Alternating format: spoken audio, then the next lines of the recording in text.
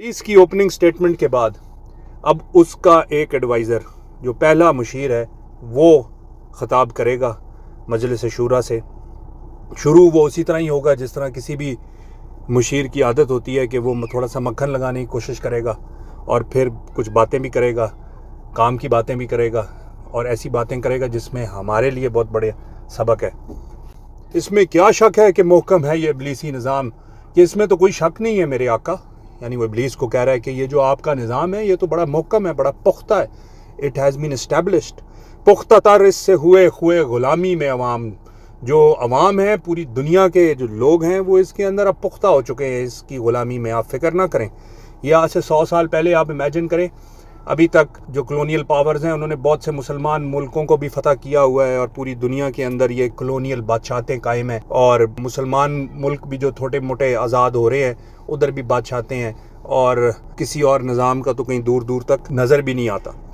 پختہ تر اس سے ہوئے غلامی میں عوام ہے ازل سے ان غریبوں کے مقدر میں سجود, ان کی فطرت کا تقاضا ہے نماز بے قیام. اللہ کے رسول صلی اللہ علیہ وآلہ وسلم کی حدیث ہے کہ افضل نماز بھی وہ ہے جس میں قیام طویل ہو.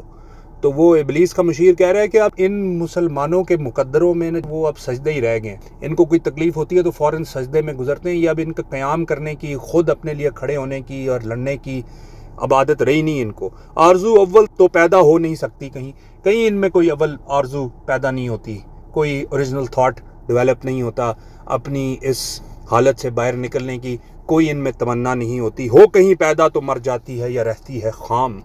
کوئی اگر پیدا ہو جائے, کوئی مرد مجاہد, کوئی مرد مسلمان پیدا ہو جائے تو بس پھر یہ اس پہ بھی فتوے ہی لگائیں گے اور اس کو بھی ہر طرح سے غلط ثابت کرنے کی کوشش کریں گے. یہ ہماری صحیح یہ پہم کی کرامت ہے کہ آج صوفی و ملا ملوکیت کے بندے ہیں تمام, کہ یہ ہماری وجہ سے ہی ہے کہ یہ جتنے مولوی, مفتی, صوفی ہیں اس امت کے, یہ سارے اب ہمارے بندے ہیں, یہ اب سارے ملوکیت کے بندے ہیں. اب اس کے اندر آپ وہ دور بھی شامل کر لیں جس میں چرچ کا جو مولوی تھا اس نے ملوکیت کا ساتھ دیا, اور آج کا دور بھی شامل کر لیں جس میں آج کا مولوی بھی ملوکیت کی ساتھ ہی کھڑا ہے. طب مشرق کے لیے موضوع یہی افیون تھی, ورنہ قوالی سے کچھ کم تر نہیں علم کلام. علم کلام وہ علم کی بحثیں ہیں جو عباسی خلافت میں عروج پر پہنچیں, کہ جو اللہ کی صفات ہیں وہ اللہ کی عین ذات کا حصہ ہیں یا اس سے ماورا ہیں. قرآن خالق ہے یا مخلوق ہے. ابن مریم جو آئیں گے اینڈ آف ٹائمز میں وہ وہی ہوں گے جن کو اللہ نے پہلے بھیجا تھا, مسیح ابن مریم, یا وہ کوئی اور مجدد ہوگا جس میں ان کی صفات ہوں گی. یہ آگے بھی اقبال اس کو ذکر کرے گا ان تمام بحثوں کا ابلیس کی زبان سے. لیکن یہاں وہ اس کا مشیر کہہ رہے ہیں کہ یہ پہلے بحثوں میں پڑے ہوئے تھے تو تاتاریوں نے ان کی اینٹ سے اینٹ بجائی, اور آج کا مسلمان جو ہے وہ قوالیوں کی محفلوں میں جا کر سمجھتا ہے کہ اس نے دین کے لیے کوئی بہت بڑا مارکہ سر انجام دے دیا. ہے طواف حج کا ہنگامہ اگر باقی تو کیا, کند ہو کر رہ گئی مومن کی تیغ بے نیام.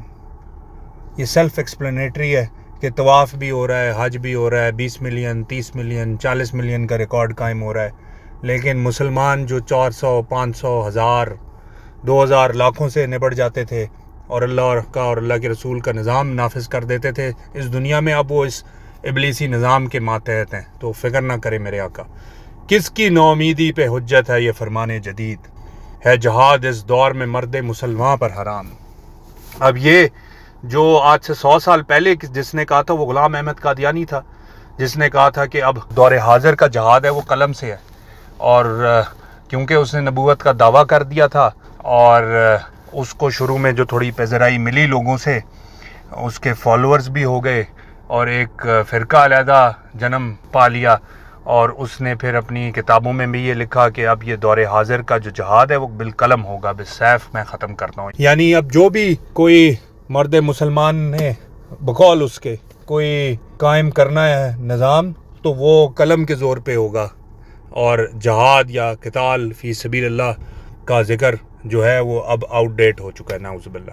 اور آج کل کے دور میں بھی بہت سے لوگ آپ کو ملیں گے, لبرلز کہہ لیں یا ماڈریٹ مسلمان, جو اپنے آپ کو اور ویسٹ کو خاص طور پہ جو ایکسیپٹنس لیول چاہتے ہیں کہ ویسٹ ان کو اپروو کرے، تو وہ یہی بات کریں گے کہ جی یہ اب وہ لڑائی مار کٹائی کا دور تو رہا نہیں، یہ قتال اور جہاد یہ ساری ٹرمز جو ہیں، حالانکہ یہ قرآنک ٹرمز ہیں لیکن یہ آؤٹ ڈیٹ ہو چکی ہیں۔